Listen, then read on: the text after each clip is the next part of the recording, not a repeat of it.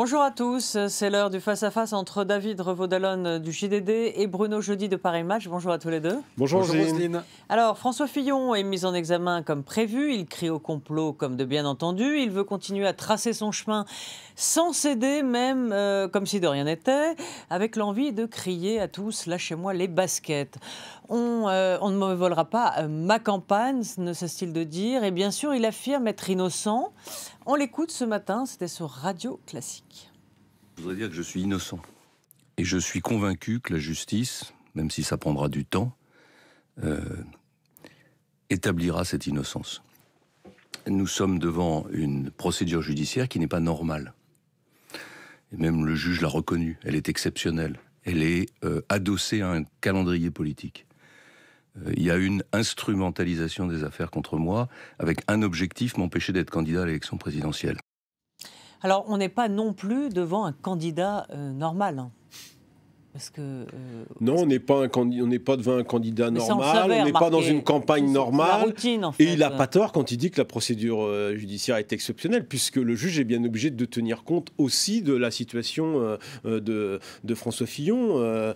Cette procédure va être longue et on imagine que ces avocats qui vont procéder à des recours rapidement vont pas pouvoir les faire avant le 23 avril, date du premier tour. Donc rien n'est normal dans cette situation. Après, sur le fond... mais ça ne change rien. Il est présumé innocent, on verra, ça prendra du temps. Cette affaire sera sans doute pas jugée avant 6 mois, 1 an, et peut-être plus si François Hollande entre à l'Élysée. François Fillon. Non, François Hollande, il ne rentrera pas à l'Élysée, il va en sortir. Mais vous avez raison, David. Il y a de fortes chances, effectivement. Alors, Christian Jacob, un de ses lieutenants, disait hier, au fond, ça ne change rien. Bah non, c'est vrai que ça change rien, parce que d'abord, la date de la mise en examen... Depuis des 50 jours, un peu fatigué. 50 jours. Je vous pose les mêmes questions. Oui, non, mais la date de la mise en examen était connue. D'ailleurs, les avocats expliquent maintenant, dans une autre stratégie de défense qui est un peu contradictoire avec celle de l'ancien Premier ministre, que très bien, c'est parfait, cet acte de procédure nouveau va lui permettre de s'exprimer, d'avoir accès au dossier, de défendre sa version des choses. Donc, très bien. Mais c'est vrai que sur le fond, ça ne change rien. Et on voit qu'en réalité, ça va se poursuivre, ce calvaire politico-judiciaire de Fillon. Comme sur un Golgotha, il va le traîner, ce dossier sur ses épaules jusqu'au premier tour. Et peut-être jusqu'au deuxième, on ne sait pas. Mais en tout cas, ce qui est compliqué pour lui, c'est que on voit que il a réussi à sauver sa peau, Fillon. Il a réussi au Trocadéro. Il a réussi à, je dirais, installer quand même un socle minimal. Alors, de combien est-il ce socle minimum ? 19, voilà. 19, peut-être un peu plus, peut-être un peu moins. Le problème est qu'on ne voit pas ce qui peut bouger d'ici là. Je termine juste pour remonter quelques points, essayer de rattraper un petit peu Macron. Il faudrait qu'il puisse mener une campagne acharnée, faire des propositions, mais on voit que chaque jour où il fait des propositions, où il formule des projets, c'était encore le cas hier, eh bien, il y a un épisode médiatique ou moi je suis pas tout à fait d'accord, David. Je pense, d'abord que finalement, hier, il a réussi il s'en est bien sorti, parce qu'il avait banalisé cette journée. Avec le flair de ses avocats et de ses communicants, sans doute pour une fois, en avançant d'une journée cette mise en examen, il n'y a pas eu d'image. Et du coup, c'est vrai que c'est passé comme ça. Et puis, alors, à la limite, cette mise en examen, ses avocats vont pouvoir avoir accès au dossier, donc il va pouvoir... Non, mais hier, il se sort quand même plutôt bien de cette journée, avec cette anticipation de 24 heures. Deuxième chose, c'est vrai que maintenant, il est mis en examen, il peut espérer qu'on va moins s'intéresser à l'affaire, parce que la procédure va suivre son cours. Il y aura sans doute encore quelques procès-verbaux qui vont fuiter ici ou là, mais maintenant, j'allais dire, la procédure va suivre son cours normal, ce qui va permettre à François Fillon peut-être de commencer à faire campagne. Et sa chance, entre guillemets, c'est que la campagne, à mon sens, elle commence lundi avec le premier débat entre les candidats, et cette fin de campagne, ces 35 derniers jours, ça va être une campagne de débat. Il y en a 3 à la télévision. Ce ne sera pas une campagne de meeting, ce sera une campagne de débat. Et François Fillon, dans les débats, a montré qu'il était plutôt efficace. On verra s'il sera plus fort que ses adversaires. Mais ça lui laisse une petite chance à partir de ce socle de 19%. Et là, je vous rejoins, qui est quand même un socle assez bas, mais qui est là, qui tient. Ça peut lui permettre peut-être de regagner les 2-3 points qu'il faudrait qu'il gagne pour se qualifier Alors, on au regarde second juste, tour. on jette un œil sur le dernier sondage, hein, et puis après on passe c'est à IFOP, donc Paris Match, après on passera à la gauche.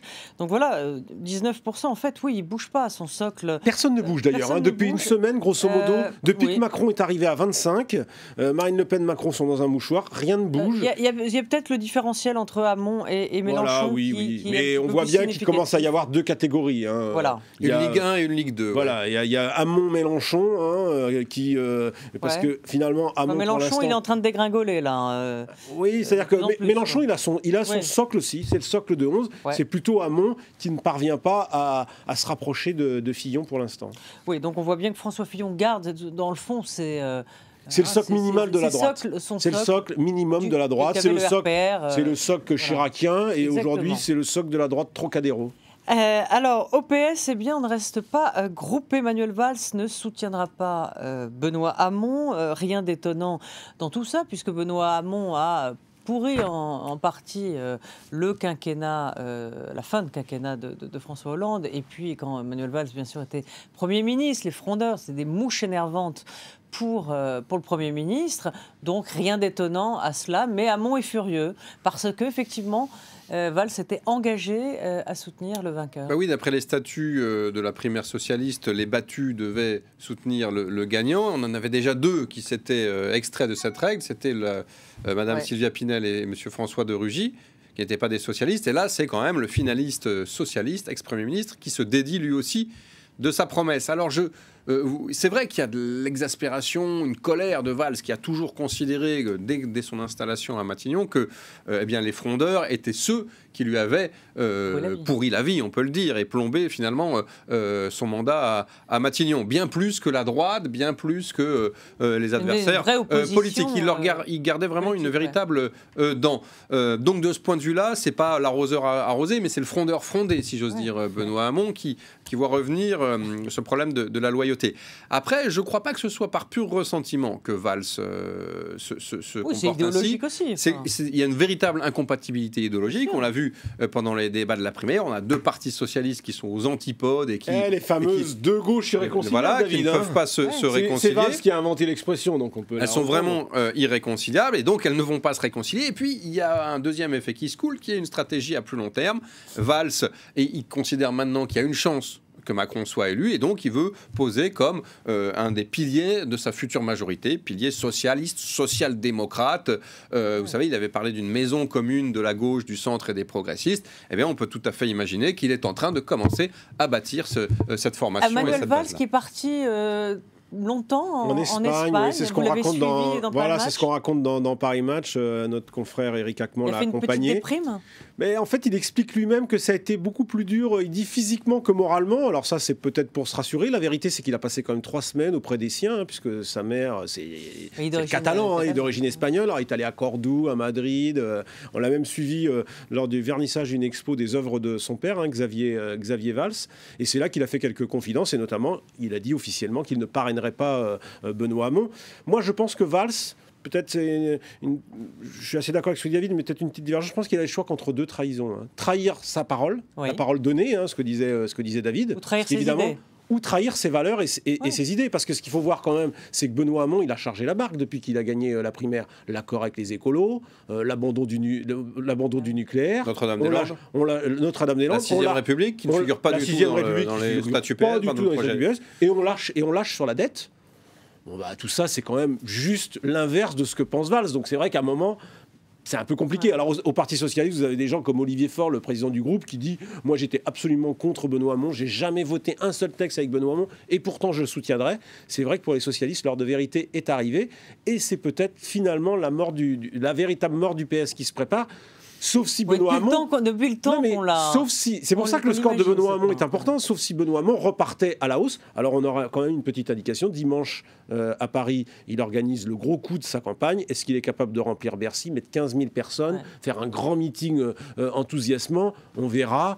C'est un peu le qui tout double, c'est un peu le moment de vérité. C'est un peu Jérémy effectivement. Corbyn maintenant, le PS En tout cas, très clairement, ça fait partie de ces modèles, de ces références, mais tout comme Sanders aux États-Unis, tout comme quelque part Tsipras en Grèce, partout. Enfin, Sanders aux États-Unis, c'était plutôt un social-démocrate version. Oui, mais en tout cas, américaine. très clairement, la France est aussi traversée par ce grand mouvement de scission de la gauche, entre une gauche réaliste et une gauche un petit peu plus utopiste, qui traverse le monde entier. Ça. Je pense que c'est une reconstruction de la gauche. Recomposition. En fait, le logiciel de la gauche a explosé sous l'effet de la l'épreuve du pouvoir, et à l'épreuve du pouvoir, notamment de François Hollande.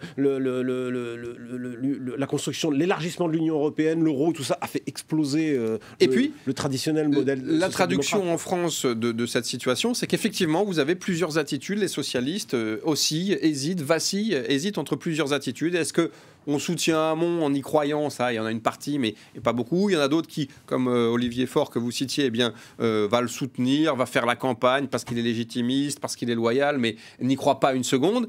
Il y a ceux qui, très clairement, vont basculer pour Macron, plus ou moins vite, avant le premier tour, dans l'entre-deux-tours. Le Drian, on attend un peu. On attend Le Drian. Le Drian sera chez Macron. Oui. Le Drian va arriver chez Macron. Parce qu'il veut rester ministre de la Défense. Emmanuel Macron, il a l'air de faire du tri sélectif chez les socialistes. Oui.